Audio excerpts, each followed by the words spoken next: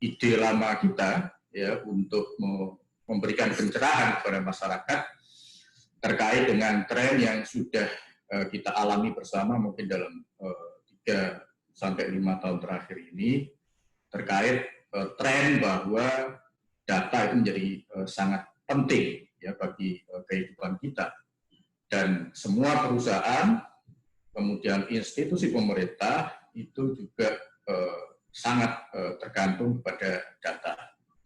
Saya tadi pagi baru selesai diskusi terbatas dengan teman-teman di Deputi 5 KSP, Kantor Staf Presiden.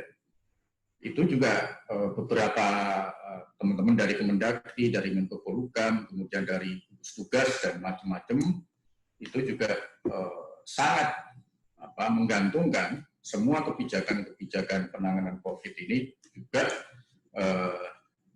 pada data. Ya. Misalkan soal penentuan zona hijau, kuning, merah dan segala macam yang sudah ditentukan pemerintah dan sudah diumumkan kemarin, itu juga menggunakan pemodelan yang cukup kompleks, baik dari sisi epidemiologi maupun juga dari sisi surveillance, juga dari sisi ekonomi. Jadi pengambilan keputusan hari ini itu memang sangat bergantung kepada data. Nah, siang ini teman-teman sekalian, kita akan mulai ya dengan membahas betapa pentingnya data ini dalam konteks situasi yang serba tidak pasti ini. Ya. Jadi ini sesi pertama, kemudian nanti setiap minggu itu kita akan melakukan sesi-sesi berikutnya yang lebih teknis dan lebih praktikal ya terkait beberapa teknik ya. Hari ini lebih kepada kita membuka wawasan dulu kenapa penting data analitik itu. Kemudian nanti minggu depan kita bicara soal deskriptif analitik ya, beberapa teknik dalam pengambilan penggunaan metodologi statistik untuk menjelaskan pola dan segala macam. Kemudian minggu berikutnya itu lebih ke diagnostik analitik ya, itu nanti kita bicara soal bagaimana analisis sebab akibat ya dalam keseharian kita ya. Kemudian yang keempat dan kelima ini yang pasti nanti akan sangat seru, karena yang keempat kita bicara soal prediktif analitik. Kita mulai bicara soal forecasting, kemudian kita bicara soal menebak, ya, mengestimasi kira-kira ke depan ini seperti apa. Tentu dengan metodologi yang sudah kita tetapkan. Nah, kemudian yang kelima itu nanti kita bicara soal preskriptif analitik. Ya. Jadi di situ selain prediksi juga kita mulai bicara kira-kira action apa kalau terjadi ini. Jadi motifnya mulai kelihatan tadi di sana. Nah, kemudian sesi ke-6 ini yang terakhir, nanti kita akan belajar dari praktisi yang kita undang untuk menjelaskan kira-kira teknik-teknik yang kita pelajari dari awal tadi, ya, deskriptif, kemudian diagnostik, kemudian prediktif, preskriptif dalam konteks dunia usaha, atau nanti yang kita sudah mulai ada beberapa nama yang sudah kita approach untuk sesi ke-6 nanti. Nah, yang sesi 5 nanti juga akan kita undang pembicara tamu ya dari akademisi untuk memperkaya webinar ini. Ya. Jadi webinar ini teman-teman sekalian adalah serial dari 1 sampai 6 nanti. Mudah-mudahan teman-teman istiqomah itu untuk ikut webinar dari awal sampai akhir. Gitu. Nah, nanti dari sesi 1 sampai 5 tentu saya tidak sendiri, nanti ada Mas Taufikul Halim, ya, data master kita, ya, kemudian nanti juga ada Mas Lilik Purwandi, ya, salah satu data expert kita. Oke, teman-teman sekalian, saya akan mulai dengan selama 1 45 sampai 1 jam ke depan. Kemudian nanti kalau ada pertanyaan nanti bisa Q&A. Nah, saya akan mulai, saya akan share.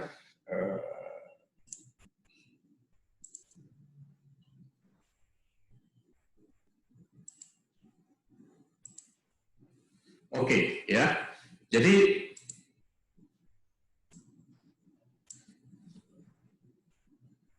teman-teman sekalian, karena kita menghadapi dalam situasi yang serba tidak pasti, maka saya katakan tadi bahwa pengambilan keputusan hari ini itu sangat bergantung kepada analisis kita, kemudian pendekatan kita dalam menganalisa data-data yang ada. Nah, sebetulnya ini melanjutkan apa yang tadi Pak Hari, sedikit tentang Alfara itu apa, bagi teman-teman yang barangkali belum tahu gitu ya, Alfara itu apa. Jadi kita adalah perusahaan riset ya. Jadi core kita itu adalah riset. Jadi kita adalah research company, ya, research company yang memfokuskan ya, pada beberapa bidang. Bidangnya apa saja nanti di belakang, digunakan untuk pengambilan keputusan. Yes. Nah, ini bidangnya yang kita fokus. Yang pertama adalah research marketing. Ya, research marketing lebih banyak bicara soal research branding, segmentasi, komunikasi, loyalitas pelanggan dan segala macam. Kemudian yang kedua adalah riset sosial politik, ya, ini terkait kebijakan publik, kepuasan publik dan segala macam. Juga beberapa tentang politik. Nah, kemudian yang ketiga, yang hari ini, itu Alfara Analytic, ya, kita lebih banyak bicara soal digital, kemudian internet, kemudian modeling dan segala macam, itu adalah under brand Alfara Analytic. Kemudian ini beberapa penerbitan kita yang sudah kita lakukan, ya, yang sudah kita lakukan, buku-buku yang sudah kita terbitkan. Topiknya variatif, macam-macam, tapi core-nya intinya cuma satu, yaitu riset. Ya. Oke, sekarang kita masuk ke inti dari apa yang akan kita bicarakan hari ini, teman-teman sekalian. Jadi saya akan memulai dengan penjelasan terkait digital landscape di Indonesia. Kenapa ini penting, teman-teman sekalian? Karena ini menjadi landasan kita. Kenapa semua proses pengambilan keputusan tadi itu sekarang berbasis data, karena memang data hari ini itu semua berbasis digital. Jadi maka dari itu kita harus tahu dulu nih lanskap digital Indonesia kita hari ini seperti apa. Nah, seperti biasa ya, ketika kita bicara digital landscape, maka kita selalu memulai dengan bahwa kita hari ini sudah, orang sering menyebut sebagai revolusi industri 4.0. Nah, orang seringkali salah kaprah mengatakan bahwa industri 4.0 itu hanya industri yang industri digital, ya, industri digital. Padahal kalau kita baca beberapa literatur, kemudian kita baca beberapa jurnal, industri 4.0 itu bukan sekedar industri digital, ya, tapi juga industri yang terkait dengan creativity, ya, creativity, industri yang terkait dengan ide dan gagasan. Jadi maka tepat hari ini kalau kita bicara soal creativity dan ide, itu akan membuka wacana kita bahwa data itu berperan juga di sana. Ya. Bahwa data hanya data, kalau kita tidak punya kemampuan untuk menganalisis, maka tidak akan bisa membantu dalam era industri 4.0. Nah, teman-teman sekalian, ini saya ambil data dari Brand Finance Global tahun 2019. Saya hanya ingin menunjukkan bahwa industri dunia itu sekarang mayoritas didominasi oleh perusahaan-perusahaan digital dan berbasis platform. Kalau kita lihat data mungkin perusahaan-perusahaan sekitar 5-10 tahun yang lalu, itu mayoritas mereka adalah perusahaan berbasis consumer good atau banking atau perusahaan energi, ya itu sekitar 10 tahun yang lalu.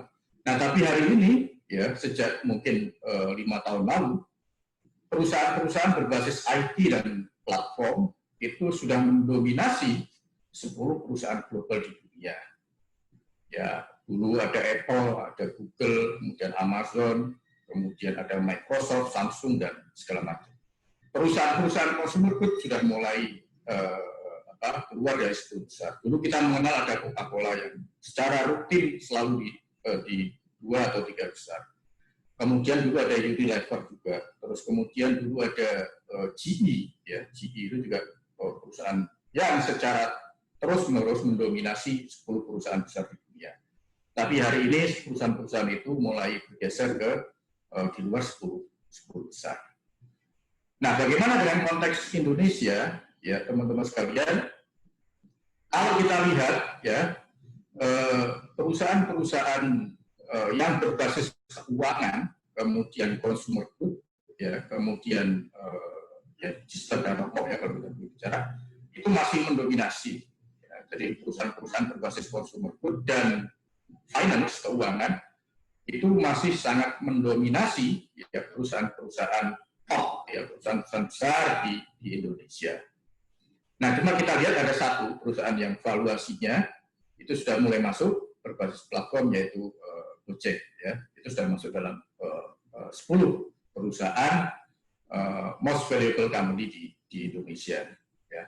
Nah, mungkin hari ini ada seiring dengan waktu mungkin ada beberapa perusahaan yang berbasis digital agak masuk lagi.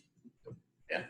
Jadi ini semakin menegaskan kita bahwa transformasi dunia usaha kita sudah semakin dekat dengan dunia digital. Apalagi kalau kita kaitkan dengan COVID hari ini, ya kita baru selesai survei di akhir bulan Ramadan kemarin.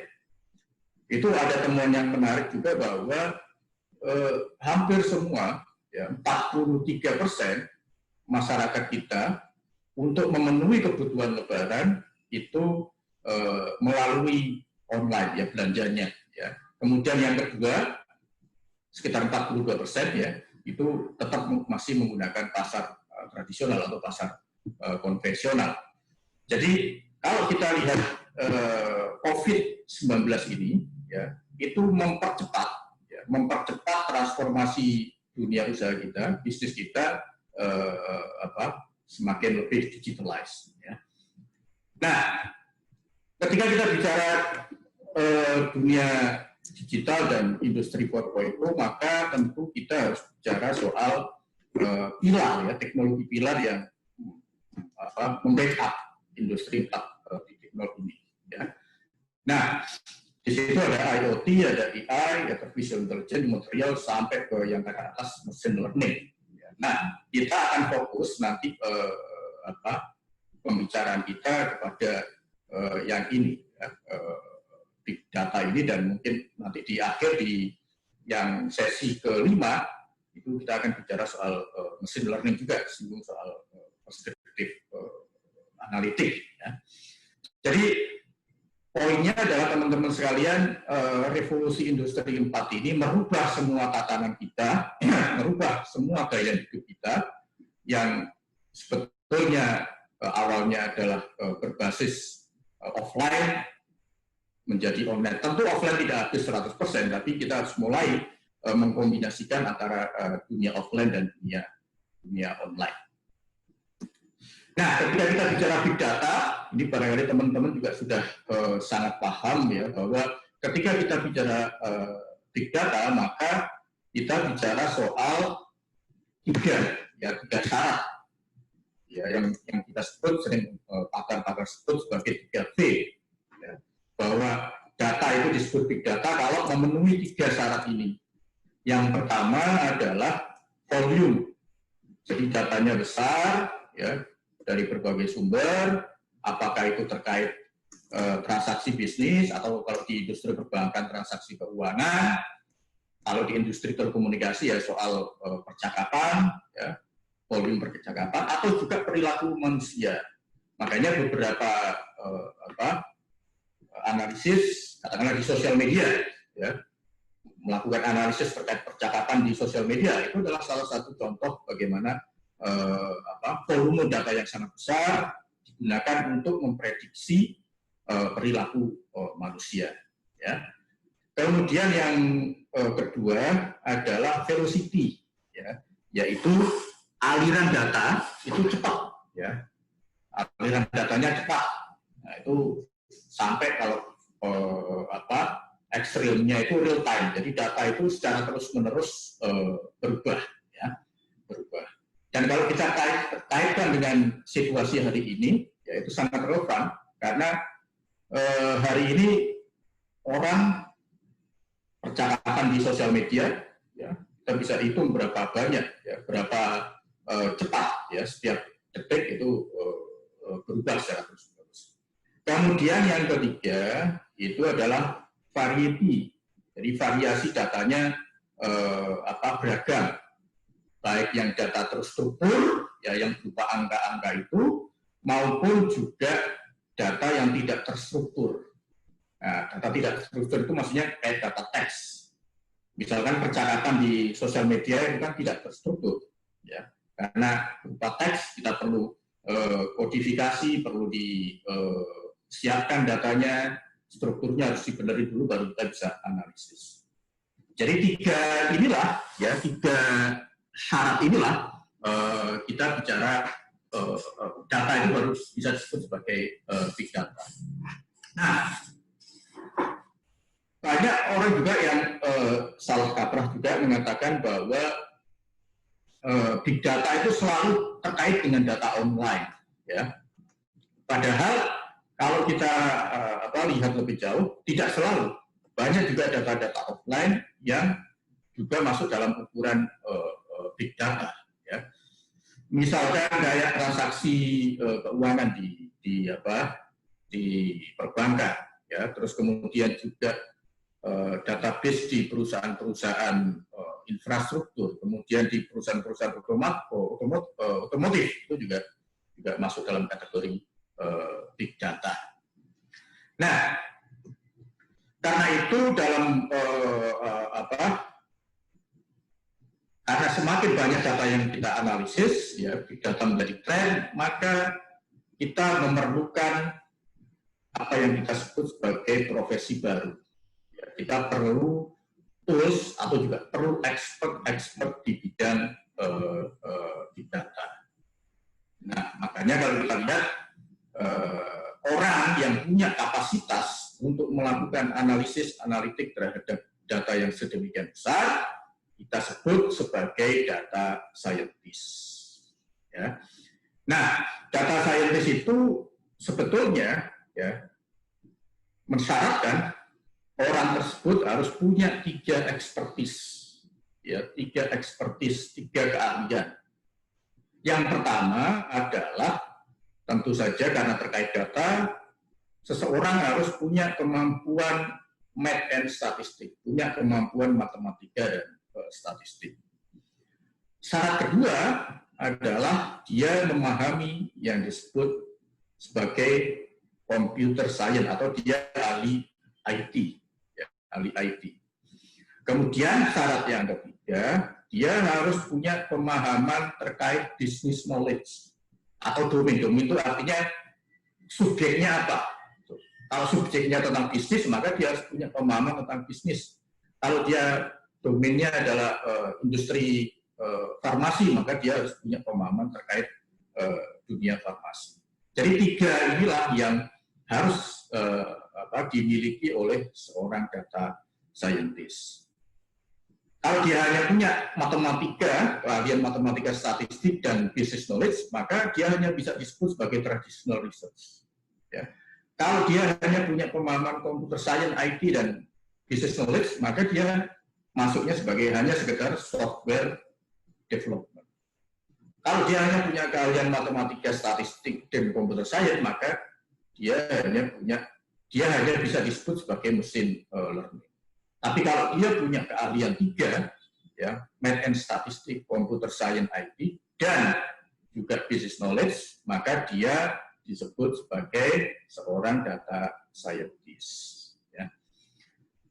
Nah, kalau kita lihat teman-teman sekalian, ya, hari ini kalau kita lihat beberapa kajian terkait sumber daya manusia, maka profesi seseorang, ya, terkait machine learning dan data scientist itu, ya, itu profesi yang langka hari ini, ya, tidak hanya di Indonesia tapi juga di global.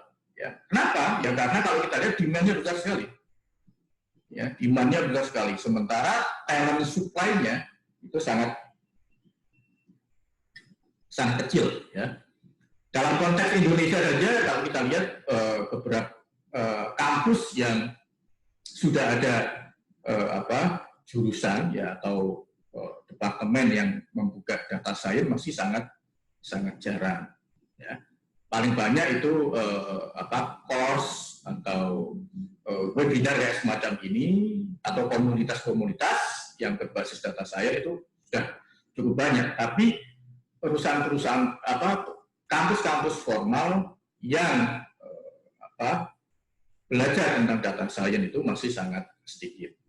Jurusan statistik sudah banyak, jurusan computer science atau IT sudah banyak, jurusan manajemen bisnis sudah banyak. Tapi yang menggabungkan 3 menjadi satu entitas profesi itu di Indonesia masih sangat jarang. Di dunia sudah ada beberapa, tapi lebih banyak master, ya, S2 itu sudah sangat banyak. Nah, ini tren ini juga ditangkap juga ini data saya ambil dari World Economic Forum, ya, WEF, bahwa profesi-profesi yang terkait statistical analysis, data mining dan segala macamnya ini yang terkait data itu termasuk profesi yang sekarang ini paling banyak diminati, ya.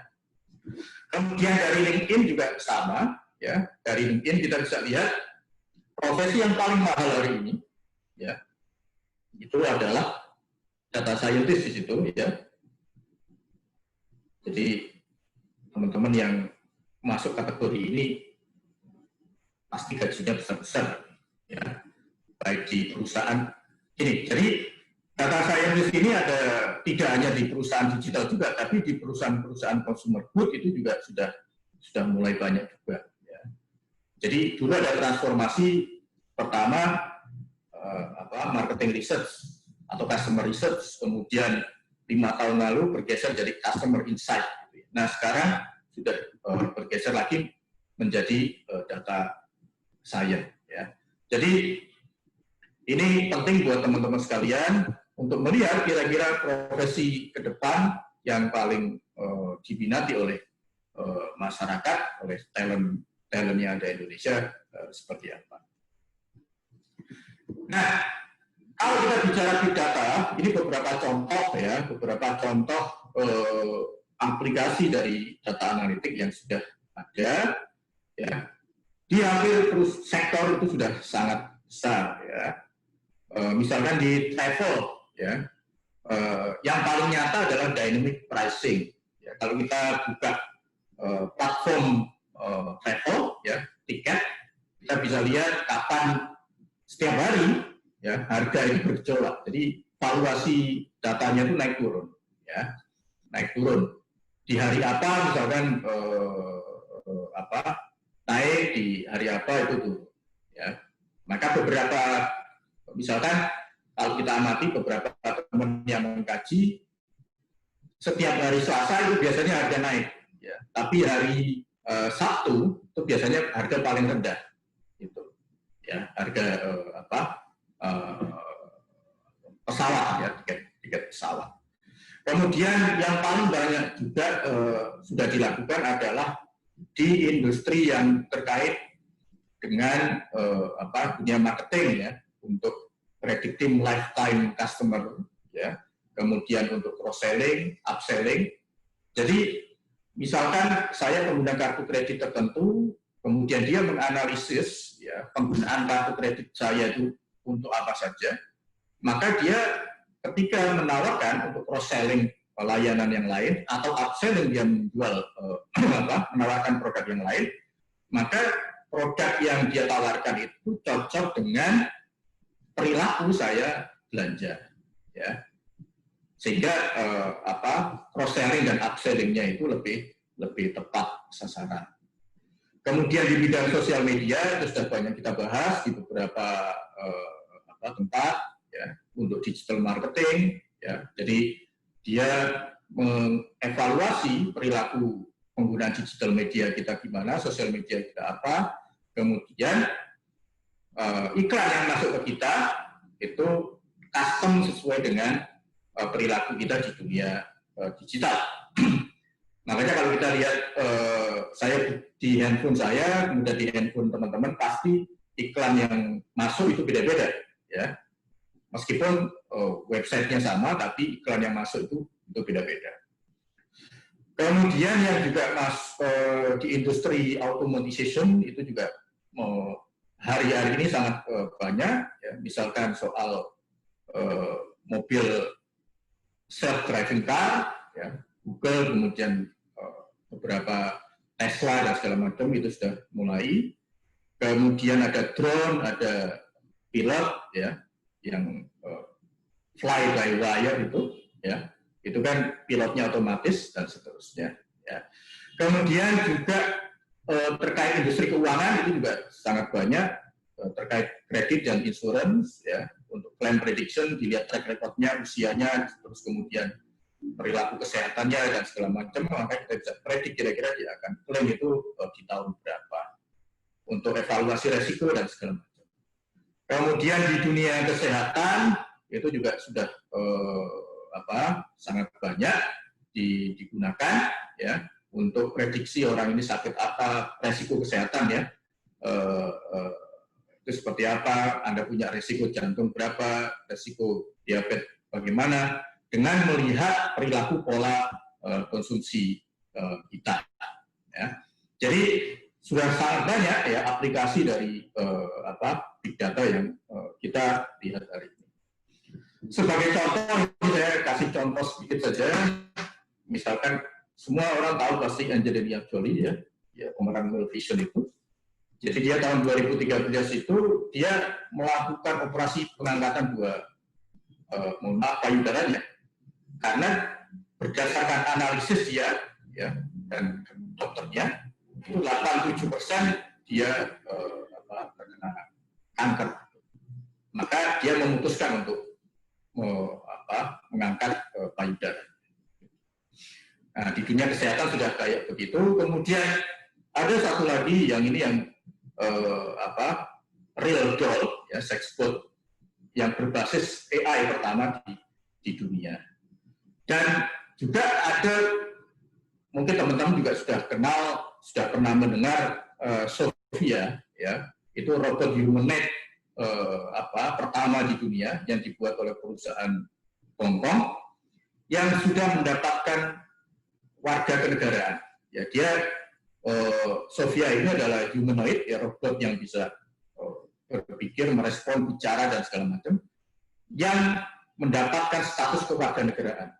Satu-satunya dan pertama dibuat oleh perusahaan Hong Kong, tapi yang memberi kewarganegaraan negara mana? Arab Saudi. Ya.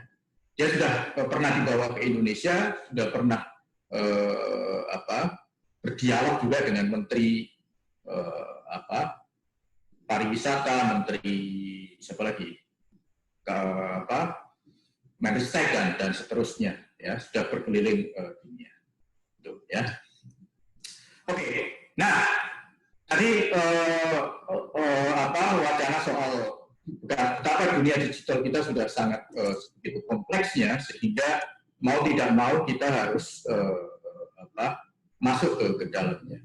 Nah, kalau kita lihat teman-teman sekalian, semua itu bisa terjadi kalau kita punya kemampuan, kita punya pemahaman, punya keahlian bagaimana menganalisis dan menginformasikan data yang kita punya. Jadi di awal tadi kita bicara banyak sekali pilar teknologi industri 4.0. Nah, basisnya dari semua ya teknologi pilar itu yang banyak tadi ada Internet of Things, ada robot, ada connectivity, ada cyber security, ada simulation, 3D printing dan segala macam, itu semua harus ya berbasis data, menggunakan data. Maka sekarang kita akan masuk lebih dalam lagi, kira-kira data yang kita punya itu seperti apa.